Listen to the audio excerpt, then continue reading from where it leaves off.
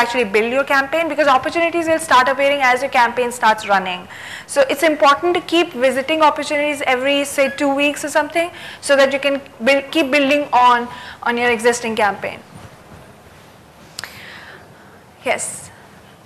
I'm already advertising with broad match type, then opportunities tabs for keyword shows me more keywords. Right. How does that adding those keywords help if my ad is being already shown for those keywords? Actually, that's a very good question, and you've just won a mug for yourself. Okay, so I'll just explain his question before I make an answer. I'll give him an answer. So what he's trying to say is that, let's say I have shoes as a broad match keyword in my account. So this will actually match with all the variations: shoes, red shoes, blue shoes, sneakers perhaps. And that is why it's not important to actually, add red shoes or sneakers specifically into the account, because the system will anyway match my ad to these queries. So basically the point is that you can have broad match keywords and they will actually match to all the variations. However, having these keywords into the account gives you the option to, one, bid higher on them. So because opportunities tab is actually also looking at what kind of searches have happened and what kind of search terms your keywords have matched on. So basically it's trying to tell you the search terms which have high probability of converting. So you can add these keywords as these terms as keywords into the account and bid higher on them. Also, so the second benefit of adding these keywords is actually to increase your probability on appearing on them. So if you use a more restrictive match type, so let's say if a particular keyword, I have shoes as a broad keyword and I realize that sneakers is really performing well for me as a search term, I can actually add sneakers as an exact match into my account and bid higher on it and try and maximize traffic on exact match of sneakers. Does that answer your question? Okay, great. Alright, so we'll dive into reporting and how we can actually do reporting at all levels, at a campaign level, at an ad group level, and also at the keyword level. So people who have an account, this will really benefit them, and people who don't have the account yet, this will help them how it's easy to maintain the account, it's easy to optimize the account. You just have to build the account, start working with it, and it actually tells you or gives you all the possible tools to improve the performance. Let's look at the campaigns. So basically campaign is the major tab that you have to go to.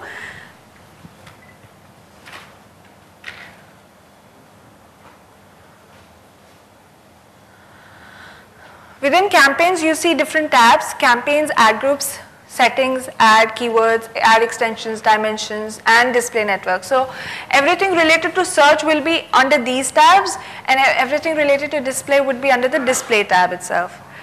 Okay, let's look at the search reporting.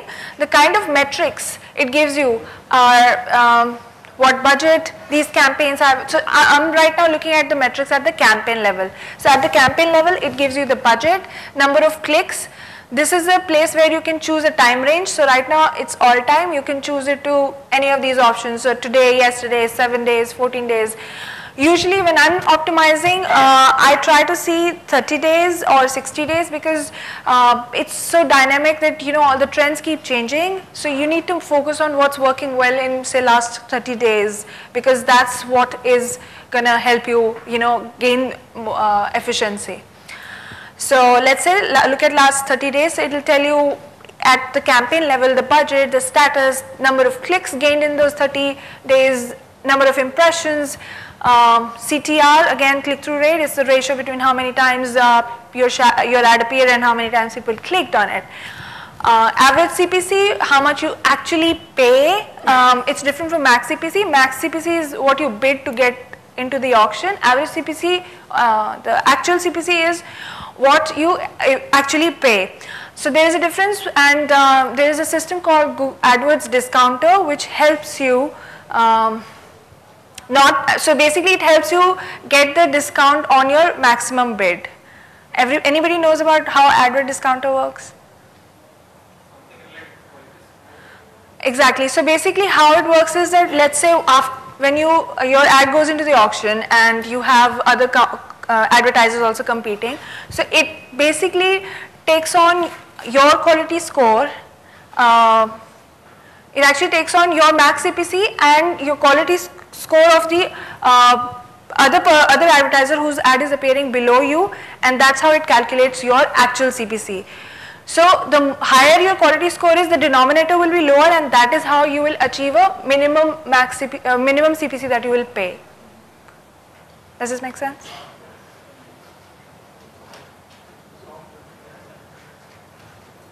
Okay, and everybody got it? Okay, no. All right. Yeah. I have a question. So you said that you will be paying only a little bit of amount higher than who's ranking below. That's right. So how does the lowest bid get decided? So there is a minimum bid which is decided in each auction. So that minimum bid has to be paid on the ad by the advertiser whose ad appears at the lowest position. So if let's say the lowest advertiser has suddenly wants to scale up and he has put up a huge amount of bid, okay, so everyone else will be paying let's say if we are in US a cent higher for each. Okay, I'm sorry. What's that? So you said that that the person who's ranking the lowest, okay, his bid will act as a threshold. No, not his bid. So the system for each auction decides a minimum bid, and that's what the person ranking on the the lowest position has to pay, and the rest of the positions are based on what that bid is. So that's the minimum bid that's decided by the system for each auction. So everybody knows about ad rank.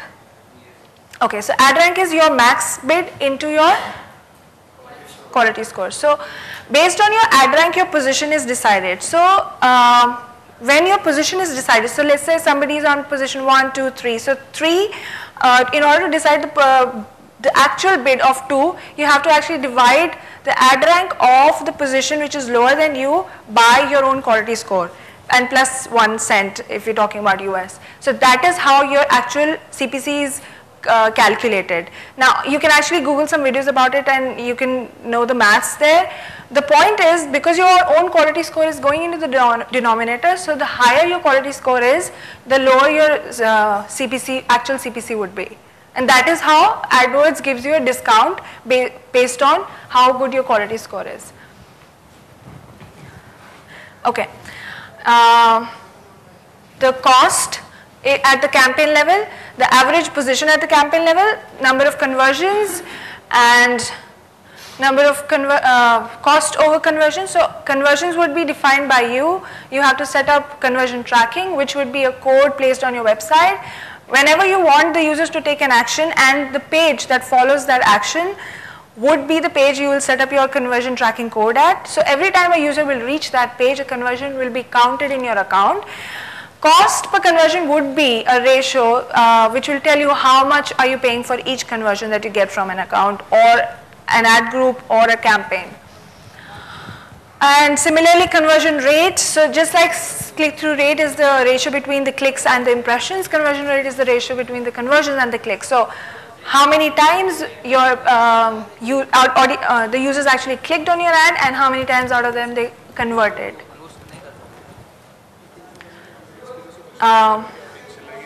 Okay. View-through conversion is only applicable for mostly display, because every time your ad appears on Google Display Network, how it affects your other campaigns and how many conversions you get by, from the users who have actually seen your display ad. Can I know my competitors' quality score or their bid price? So you do not ever get to know the quality score of your competition. You do have some sources like, say, ComScore, where you can get an industry average of CPC, but you don't specifically get to know that how much is this person bidding on a particular keyword. And the bidding, no quality score. No. ComScore. Yeah. ComScore Yes. is not idea about this. Yeah. So it'll give you an like a industry benchmark of how much your CPC should be and how much everybody is bidding on it. So from campaign, you can actually segment based on time. So if you're trying to decide which is the best time for me to say run ads on, you can use this. You can choose the network, whether you want to see. So sometimes you have hybrid campaigns where each campaign is, it is actually scheduled, opted into search as well as display. So it can actually give you segmented metrics based on whether how many clicks you got in search and how many clicks you got in the display. So similarly, device, you have device targeting, mobile, tablet, computers. So it will give you metrics segmented by devices. So just like campaign, you also have ad group level metrics. These are pretty similar to what you have on the campaign level, and keyword level metrics. And one extra thing, additional thing you get here is the quality score, because that's something that's measured at the keyword level. You also get, you can actually use customized column to get more columns in each of these tabs. And in keyword, you also get metrics like how much should be the estimated first page bid of each of the keyword, and how much should be the estimated top page bid. And you can actually see whether you're bidding competitive enough to be there on the first page or to be on the top slots or not. So this is how you can actually run these reports. The easy way to export them is just this button. You can choose the columns, you can export, you can choose date range, you can export it from here, and you can see which keywords are performing well. You can bid higher on them. Which keywords are not performing well, you can either pause them, or if they are low quality score, you can regroup them like we were discussing earlier, and then work on them. So these are the reports, and they are very, very transparent reports. They really help you build on your existing campaign, optimize it for improvement, and I think this is a really great tool. Yes. Let's say, usually there's a difference, there's a timing difference between the lead and the final buy. Is there any reporting mechanism where we can tag the user as in who gave a lead and finally, let's say, converted after 10 days? So basically, when you use conversion tracking, it gives you a 30-day time. 30-day time with the same user? Yes. Can I have multiple goals with the same user? So let's say you as a user come on my site, initially you just give your email ID as a lead, and finally let's say you convert after 10 days. Can I track this process? There are multiple goals. One is the lead. Oh yeah. So you can actually have different conversion codes on different pages, and you can track them separately. But the cookie duration will be 30 days for each of the goals. So basically, I'll just take last two questions. Just based on that one, if that person is getting the two converted codes, will the same person be recorded as a duplicate user? So basically, you'll use two different tags, and there will be two different cookies that they. Yes, but on the interface, you will be recorded as a one conversion when you're submitting the email, and by the second code, you'll be recording as a second conversion, but for the same person as a second, right? Yes. Finally. Because you actually want to track them as two different conversions. That's why you set up, so basically these are not the same actions that the person is taking, right? But then I will not be able to follow that this person is the one who has submitted it. You will be able to follow it because there is a place where you can actually segment your metrics by conversion type. So basically you can choose different action names and then segment it via different action name, and then you can individually track each of the conversions. So I will not be able to know if someone has converted like from A, B, C, if either A has filled this email form or not. It could be a case where D, E, F have filled the form and they are the ones which have converted that, right? Oh yeah, that's right. Okay. So basically, I'll take one more question, and after this we'll break into, I think it's a lunch time. Okay, so we'll have lunch outside. If anybody has any questions, I'm there, and even Rohit is there. We have one more person, Charu, on outside on the demo pods. You can look for AdWords demo pod, and we can discuss this further, how, whatever any other questions that you have there. So I can take one last question now. Okay. What is the difference between view-through rate and click-through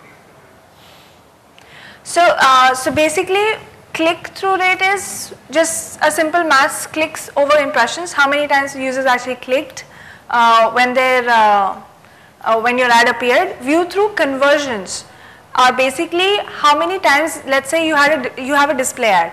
So people, I'm a user. I see your display ad, and then later on I convert using your search ad, not using your display ad. Okay, so that's when it will be counted as a view-through conversion, because we think that your display ad has influenced the user to actually make that conversion. And what about retargeting? So yeah, after lunch we have a session on remarketing and retargeting and landing page quality. So maybe you can answer these questions.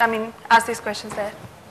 Okay, thank you. So we can have lunch now, and we will be back at 2:45. 2:45. Thank you.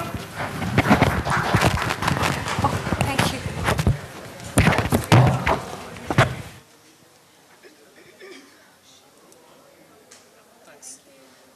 Again, and hope you guys had a good lunch. Sorry for the short delay that we had. We were supposed to begin slightly earlier.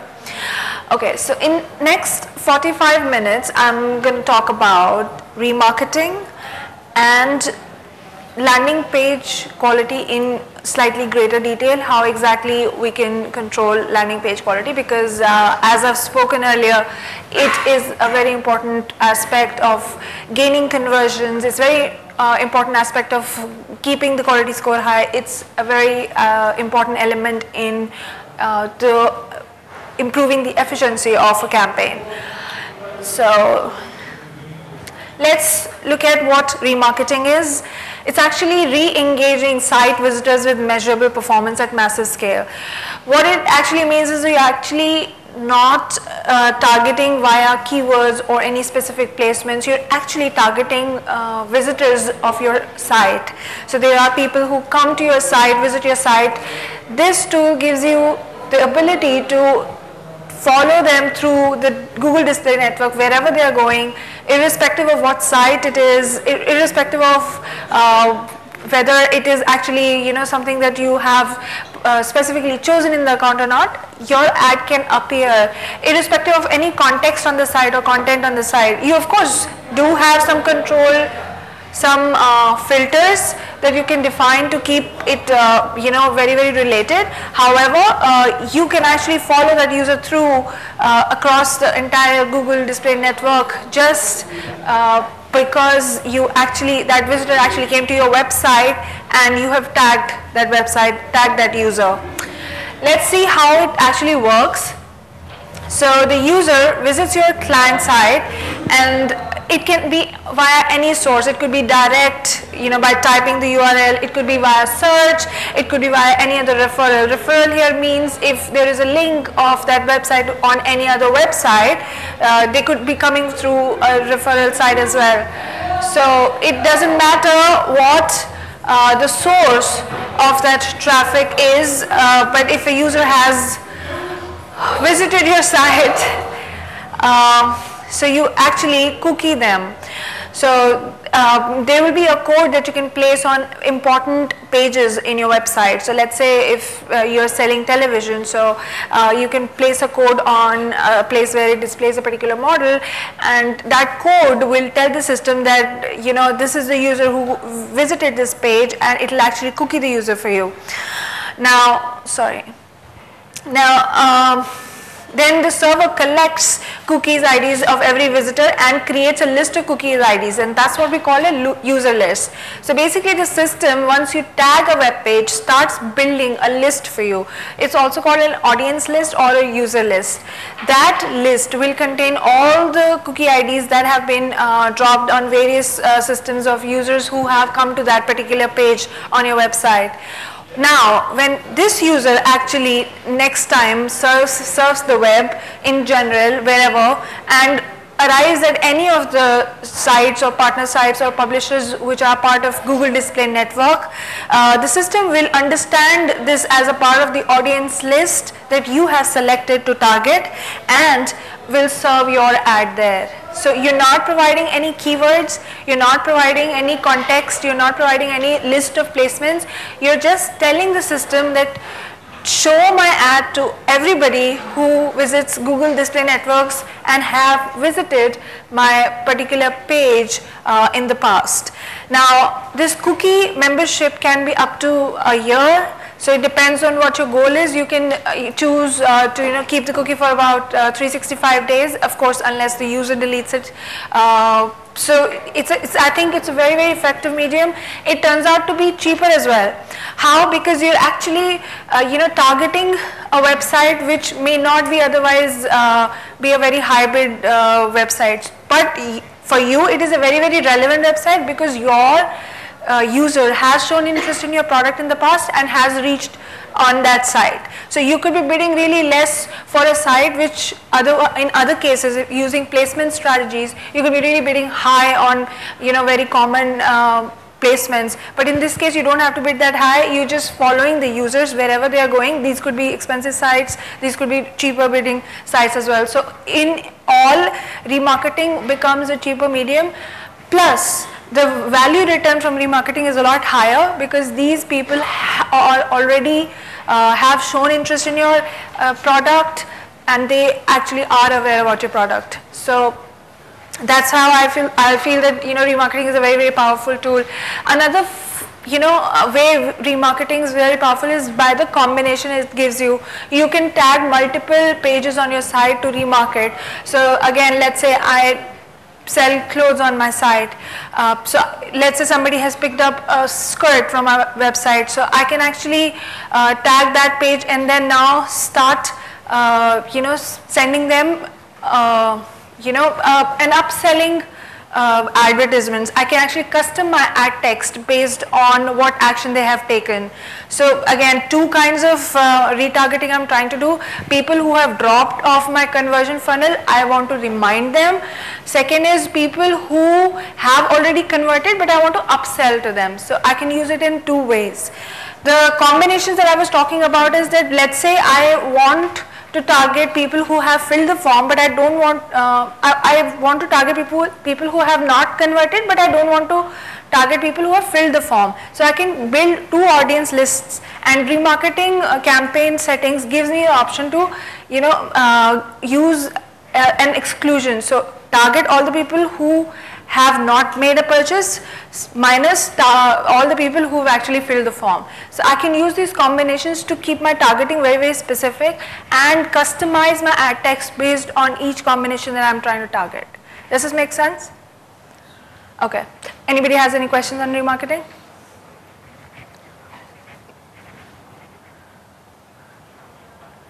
Anybody who came late wants to know how it works? I had a question about LSOs. These are also commonly known as flash cookies. Okay. How do they figure into the remarketing strategy? I'm not sure what flash cookies are. Flash cookies are when you browse to some flash-based content. It sets a cookie not only on your computer, but it also keeps a record on the server side. And if you want to delete that, you have to delete it from the server side, for usually Adobe side. Okay. So how is it related to the remarketing cookie? Because this is usually this is also a cookie that is set. So if the site is entirely flash based and this LSO is set that this user visited this site, is that also factored into Google's? No. So you have to use a specific remarketing tag that system gives you in order to capture the audience. So it's a separate cookie, separate tag, and if you want to tag different pages for different reasons, if you want to build different user lists, you have to keep using multiple tags also. You can tag multiple pages with the same tag also if that falls into your strategy.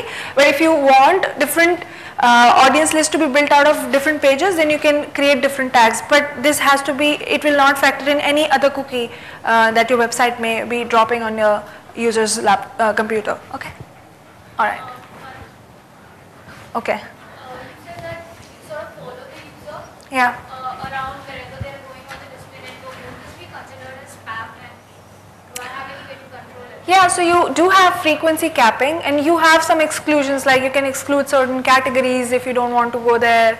But then excluding a category would be like sort of going against remarketing, right? The whole going against remarketing, because my whole purpose of remarketing is I'm following the person who has shown interest in me and wherever they are going on the net, right? So let's say you sell shoes and you want to target that person wherever you go. However, you understand that you don't want to target entertainment sites, and you're free to choose as an exclusion.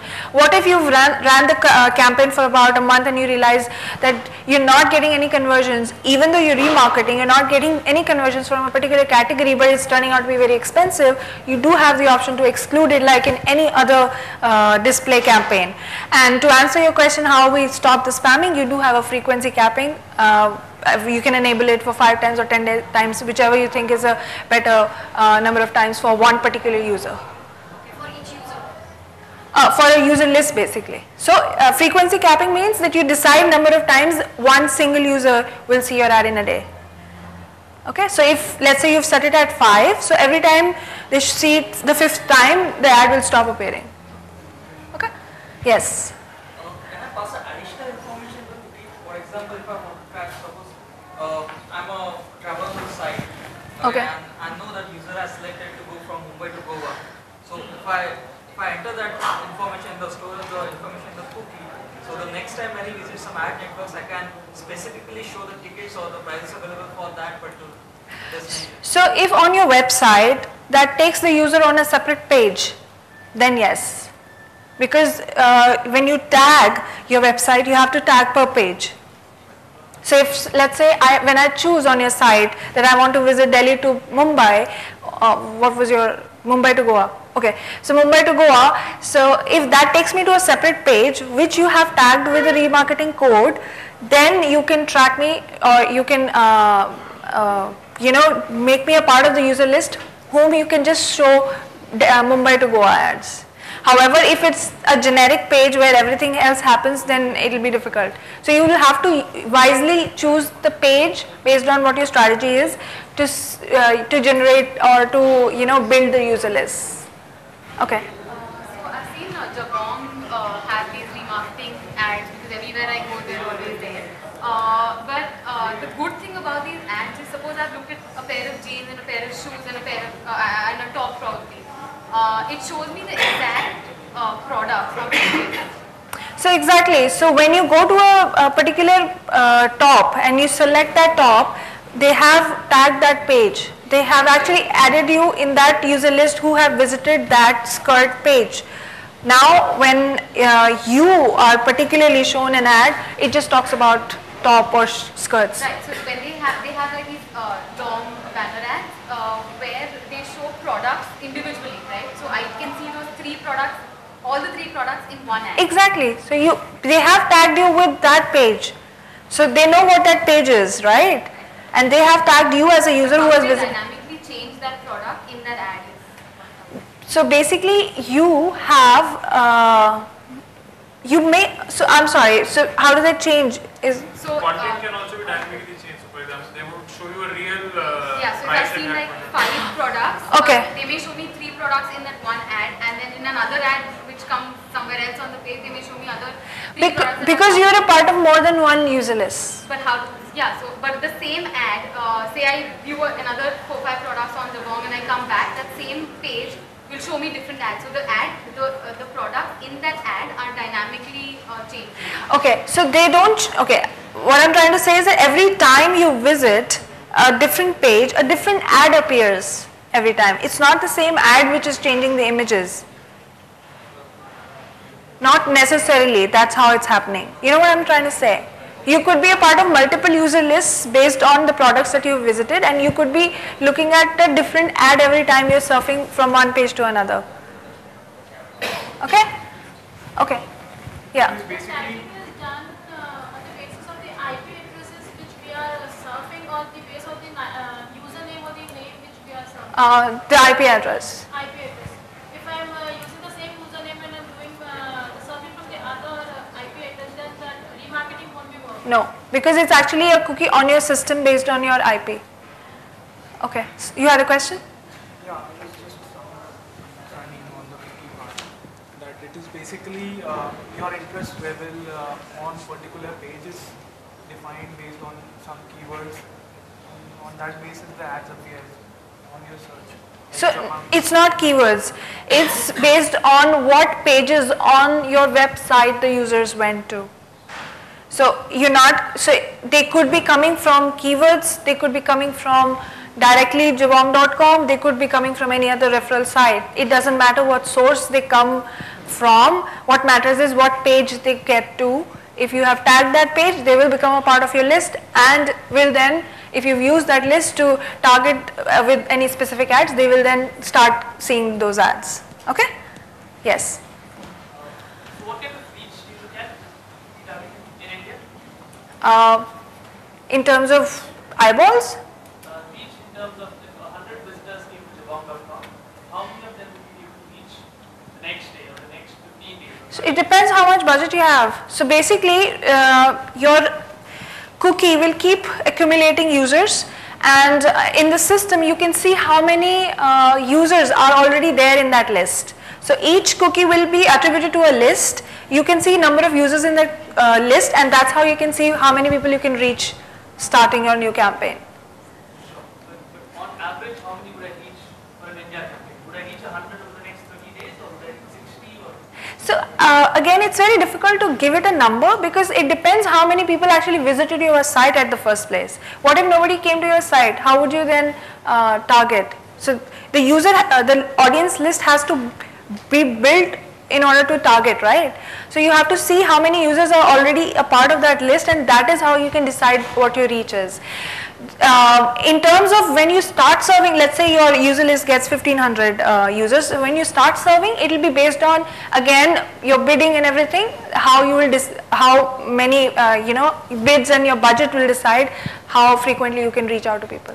Yes. Is it a two-step process?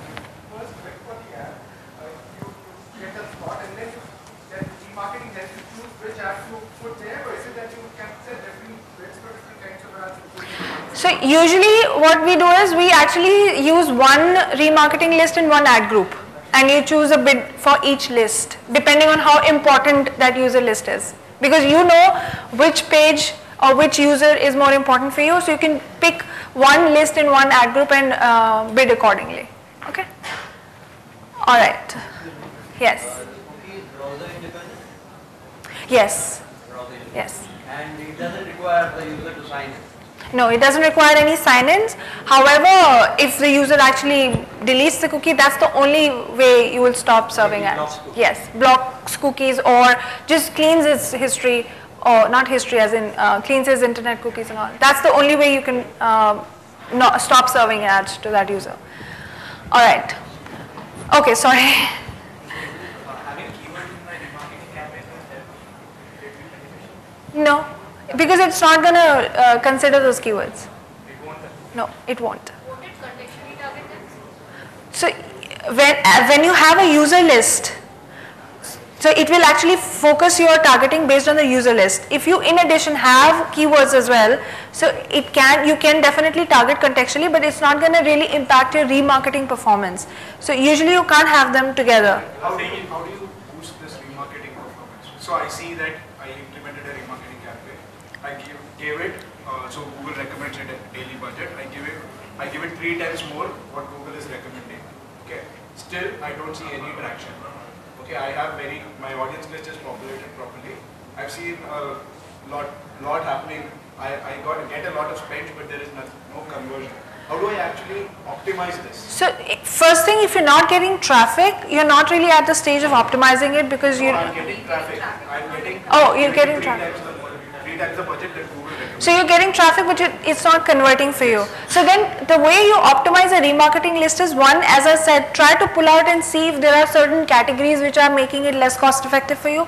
2, try to see if you're really targeting the correct audiences. Sometimes, let's say somebody dropped off the conversion funnel and because they did not like the product. So you have to see where they are dropping off the conversion funnel, and maybe you're not targeting the right person. So you know, you'll have to decide which users you have to target. So I'll give you an example. So let's say there's something wrong in your page checkout, where people check out. So even if you keep remarketing them, they will not be able to really come back and make any purchase. So you'll have to do all that troubleshooting and run reports like category, topics, and try and exclude something which is really costing you a lot but not really giving you much result. Checkout is a case specific. I mean, that was just an example that, you know, you have to like deep dive into your landing page as well, because you're eventually getting the users from there. Basically, Google Analytics. You have to use Yes. Okay. Alright, so let's move on to the landing page. Okay, so the objective of the next session is to understand the attributes of a good landing page, some examples and some online resources. Okay, what makes a good landing page? Can the user find the content that you mentioned on the landing, that you promised? Where did you promise this content? In your ad. Can people easily find what they're looking for, and what do you want the user to do? So like a call to action. So I mentioned a call to action in the ad. What does a call to action on the landing page mean? Yeah, so it means the same.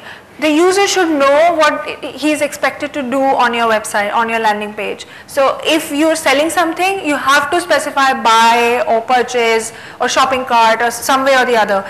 If you want them to fill up a form, you have to specify form, feedback, contact us. So you have to have a call to action on the landing page, and tying it back to the ad story. Technically, your ad should have the same call to action what your landing page is, so that the users know exactly what action they have to take on the landing page. Okay. Why is landing page experience important? Anybody? So why is it important for the user? That's from there you're getting your conversions. Exactly. So you can get all the traffic to your landing page, you can spend all the money on the traffic, but the real action is happening on the landing page, and that's something we really have to be focused on. Because we're expecting everything from the user and the users are giving us the result, we have to really keep it very, very centric to users. It should be easy for them to use, it should be good experience for them to come to our landing page. Simple, plain specifications, pictures, images, call to action, prices, everything in place is the best landing page. Now, besides your user experience, it actually directly impacts your ad position and quality score, because landing page quality is actually a part of your quality score calculation. So it actually affects CPCs, because as we've discussed, quality score actually gets higher quality score gets you better CPCs. And ad position again, because ad position is decided by ad rank, which is max CPC into again quality score. So landing page experience is not important, not just important from the brand value, from the user value, but also that's going to improve and make your campaign efficient. What kind of scores does landing page get? Average, above average and average. This is like no major problems with the keywords landing page, and below average is when there are changes that need to be made. Where can you see the landing page experience score? So when you hover on this bubble for any keyword, it will show you the quality score, and landing page experience is a part of the quality score. So in this case, the quality score is 10 on 10 and the landing page experience is average, which is okay to have. So that's how it's going to be. So it is a part of your quality score, so it's really important to keep it really, really to the point, specific, and up to the best practices. What are the attributes of a good landing page? Again, relevance is really important. If it's a travel keyword, you can't show them clothes. If it's a clothes keyword, you can't show them travel.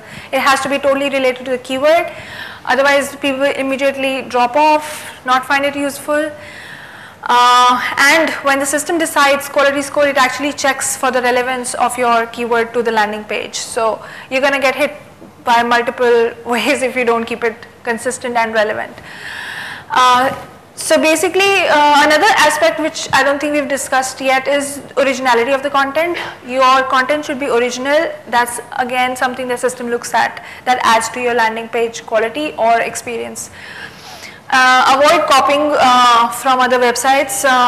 The second important thing is transparency. So make your business model clear, include your physical location and contact details. So keep it simple. The more information you will give about what your business is, about you, contact us, address, so system will understand you to be as a legitimate business instead of some spammy content which you've just created to get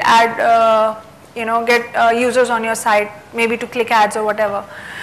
Ease of navigation, I think we've covered this in the earlier umbrella example. So people should be able to easily find what they're looking for, and it should be a very simplified website. I know in some cases it could be a little extra work when you already have an existing website and you would probably be working to make it simpler, but then if that's what it takes to get your quality scores up, if that's what it takes to improve the performance of your AdWords campaign, then do it. Okay, so what are the basically expectations of Google from the websites? So websites whose main purpose is to provide useful, unique and relevant content, and that's focused to the user.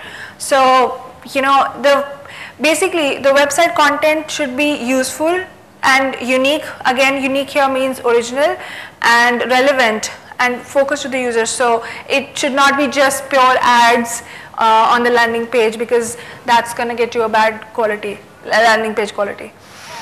The second thing that Google looks at it, that it actually allows sites that collect personally identifiable information from the users, as long as this is not the primary purpose of the site. So let's say you're actually displaying some travel information, but along with it you also want people to drop their email address there. That's absolutely okay, and a condition is that you need to have a privacy condition here, which will be like the users can, the site owners can use this information. So as long as you're telling them that you're using their information, and as long as this is not the only purpose of your site, you're okay to collect this information. So you're not getting dinged for just collecting user information, because you can do that, but it has to be a legitimate way of collecting it.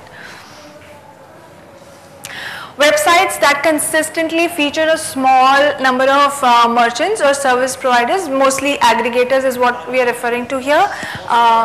When displaying users, search results should ideally provide additional functionality. So let's say I'm a travel aggregator, let's say ClearTrip is a good example.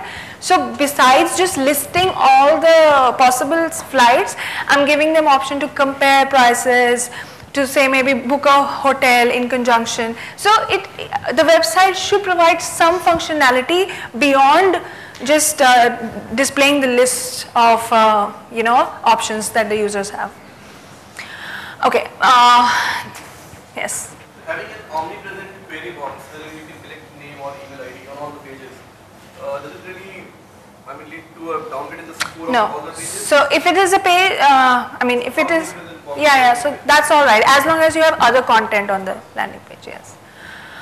Okay, now this slide is just like a recap of what are the attributes of a good landing page. Again, I think we all now know relevance and original content, transparency and ease of navigation.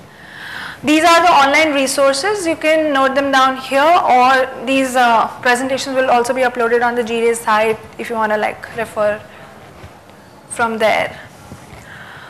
Do you have any questions on remarketing landing page now? Okay. Landing page, you mentioned that you need to have unique content, right? But if I'm an e-commerce site who's selling different products from other brands, so I have product description which they give me, right? So if I'm selling Reebok shoes, I'll have description of that shoes from the Reebok site. So the content on my page is not going to be unique. I can't add right. Description, right? So will that affect my quality? So e-commerce sites are of course treated as e-commerce site. They are obviously, they have different parameters to be judged on. Plus, you should have some original content. It doesn't necessarily have to be the product description. You could have other information about maybe say combination that you're offering to the customers and everything. So e-commerce is slightly exceptional in case of unique content, but you can still present some more content. You can't have like all copied content on your web page. Okay, I'm sorry, maybe you want to use a mic.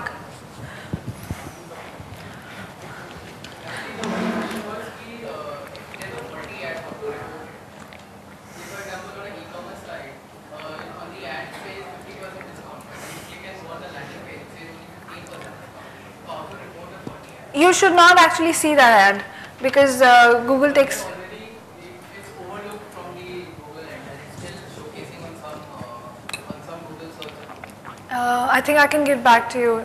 Do you know? Okay. Rohit will answer this question. Actually, there is a way of reporting that. If you go to Hello Center, AdWords Hello Center, there is a form which you can fill and you can actually report to Google. And if we find that that is actually happening, then we'll take that ad down. Okay. Any good questions for the mug?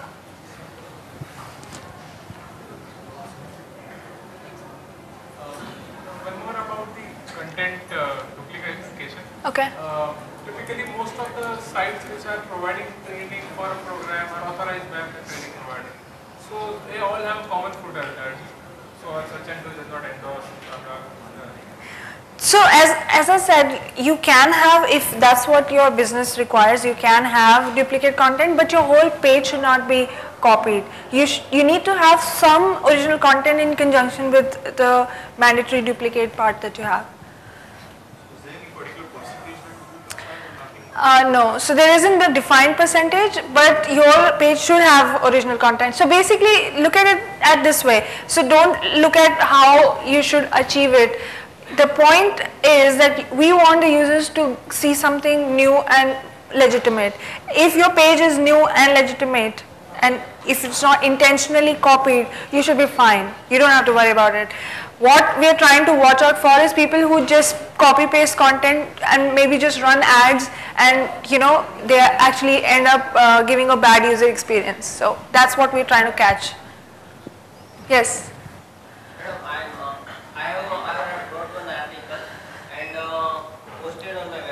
Okay. After one and a half month, I have posted the same. I have copied the same article and posted on the hub page. It's having a higher page. But after 5 to 6 days, Google was showing on first rank that article posted on home page. And my article was going to number 10, original.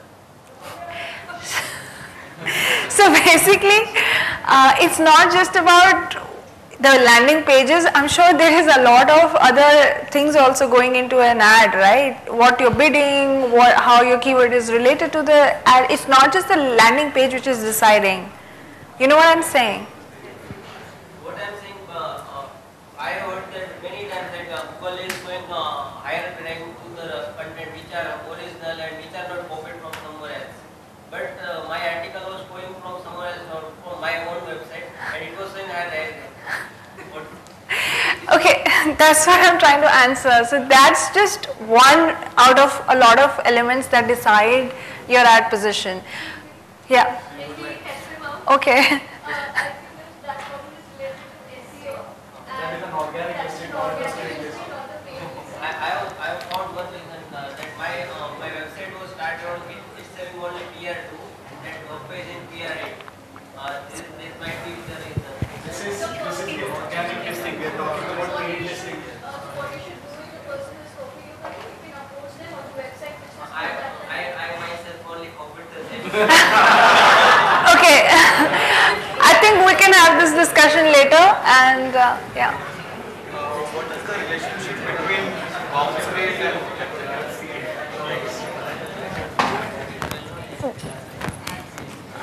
Bounce rate. how does bounce rate affect the landing page?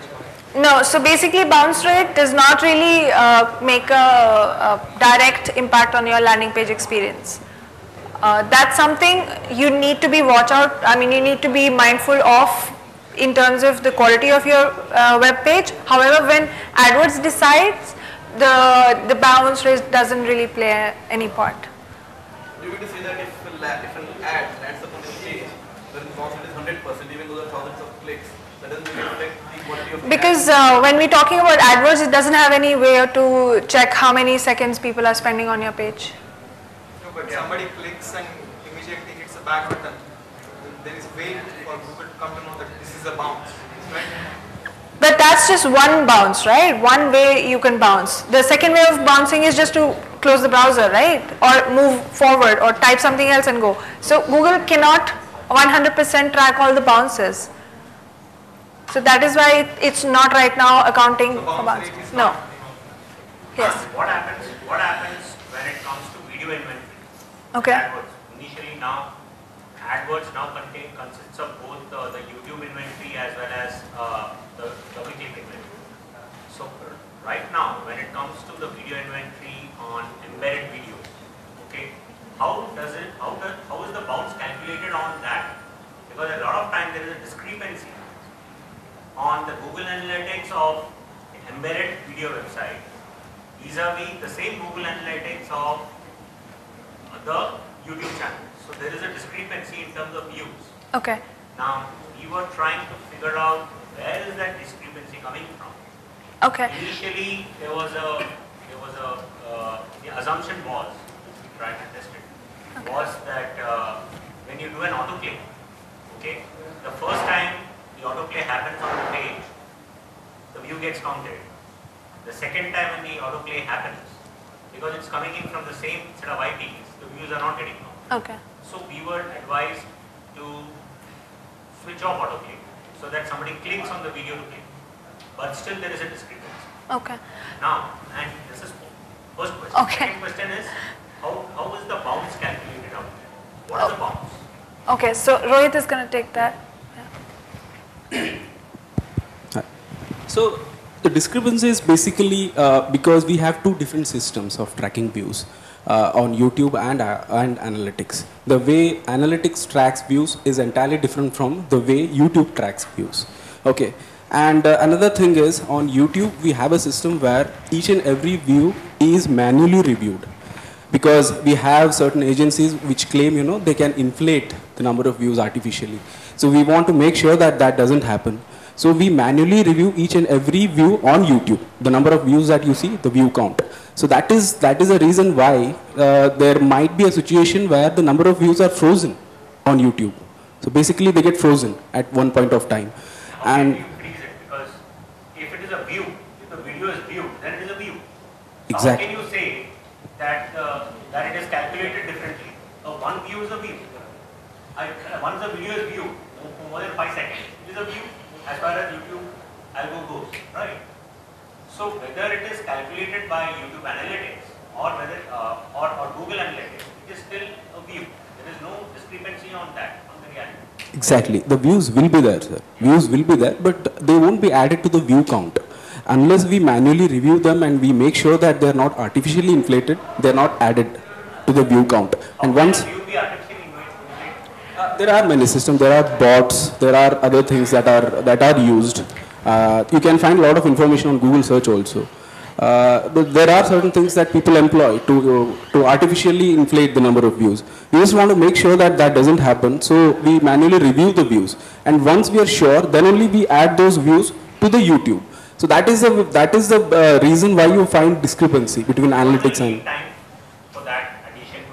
I really can't give you a specific timeline, but yes, this is a normal procedure that goes on. We manually review the view.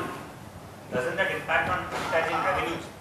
Because if you are going to tell me that there is no time frame to figure that out at the end of the billing cycle, doesn't that impact your advertising revenue calculation?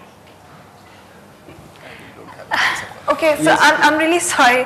We're focused here on remarketing and landing page quality. You can have this question maybe discussed outside at the AdWords pod, and we'll be happy to take this up. Yeah. Okay, any other questions? Yeah. So say I want to remarket for a high-end, say I'm advertising for a luxury hotel. Okay. The probability of a user once he is booked is very realize that he'll come back in a month or so. So I don't want to remarket to him in say 30 or 60 days. So say I want to remarket to him after 6 months. So is there a way to remarket to him? So basically you can keep him in a user list and you can increase the membership day to about 365 days and not use that user list till it's already 180 days old. So you mean to say I need to create 2 lists and exclude the second list from the first list? Right. So create a 6-month list and exclude the Exactly. list and show him after 3 months. Yeah. And then you can actually, once that second list is 180 days old, you can start using that list and target them to book again. I have to create these lists well in advance so that I can use them. Because you just said that you want that 6 months gap, right? So you have to record it at the time they booked it the first time. That's how you'll decide the 6 months, right? But then if a person comes on 180 once a day, he's there in the 365 and in the 180 day list. No. So basically, in order to prevent targeting the people who have booked in last 6 months, you will put them in a separate user list, right? So till the time you're excluding them, they will not see your ad. However, once that you start using 180 first day you start using that list, you can stop using the first list or use that list in a separate campaign. You would not use it in the same campaign. That duration, but my user will see the ad.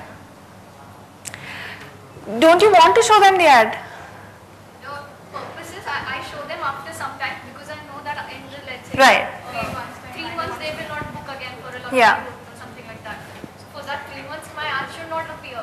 It should only after or a person has let's say booked today. So let's say in the month of September. So maybe next year in the month of Feb or in the month of May he should see my ad. So you will create a user list. Don't confuse it with any other user list. You will just create one user list of people who are booking the ad right now, and then in once that user list actually reaches 180 days and plus, that's when you start targeting them. Okay, so I should start my ad group itself after. Yes, exactly. You will have to choose a period when you're collecting the user list, and you will have to choose a second period when you start targeting them. Okay. Any other questions? All right, I think that's it. What's next? Okay, so we have an AdSense workshop after this, and hope you enjoyed it. Feel free to give us any feedback that you have on search reporting. And we will be available outside on AdWords demo pod. Rohit, me, and we have another colleague there. We'll be happy to take up your questions. Thank you.